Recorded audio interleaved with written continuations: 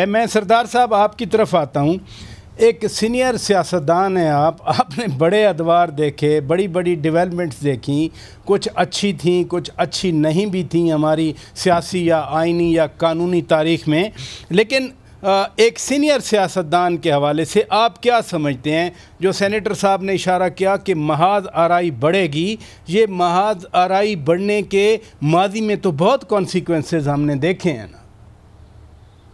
دیکھیں پراجا صاحب، ایک بات تو یہ ہے کہ یعنی یہ شرمناک حد تک جو کہتے تھے ووٹ کو عزت دو، جو کہتے تھے کہ جی کوئی شرم ہوتی ہے کوئی حیا ہوتی ہے، یہ ساری حدیں عبور کرنے کے بعد فارم 47 کی جو پیداوار ہے یہ حکومت، جن کو صرف 17 سیٹیں صرف یہ جیتے ہیں قومی اسمبلی کی، اور ان کو فارم 47 کے ذریعے یعنی یہ اس وقت قابض ہے حکومت پاکستان، ریاست خداداد پاکستان پر اس وقت قبضہ کر رکھا ہے.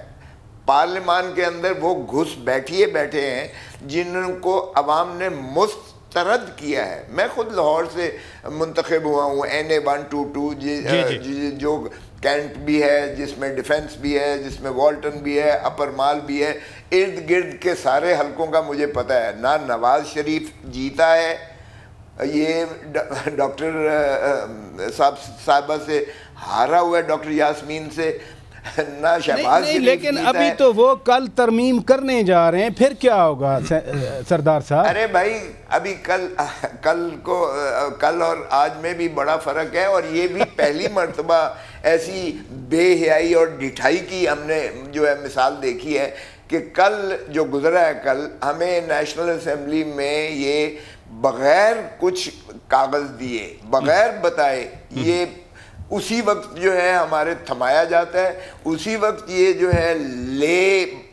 بل لے کرنے کا جو ہے وہ وزیر قانون نہیں کرتے، یہ ایک اپنے پرائیویٹ ممبرز ڈے پر ایک کیانی صاحب سے کرواتے ہیں، اپنے MNA سے، ان کے ذریعے اس بل کو کرواتے ہیں to over reach and over ride the supreme court judgment.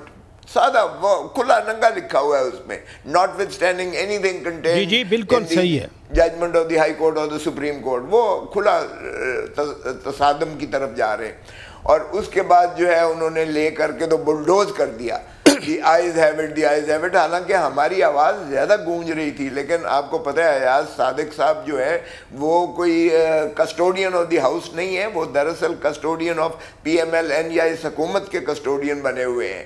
تو وہ بھی نیوٹرل نہ تو میں تو آنے والے کل کے حوالے سے پوچھ رہا ہوں کہ پھر کیا ہوگا؟ کل تو وہ قانون پاس کرائیں گے قومی اسمبلی سے. پراچا جی کچھ بھی نہیں ہوگا، قیامت نہیں آئے گی. یہ اپنی قبر کھود رہے ہیں، ان کا جو ہے یہ بالکل ٹھہر گیا ہے، ان کا پولیٹیکل کیپٹل زیرو ہے.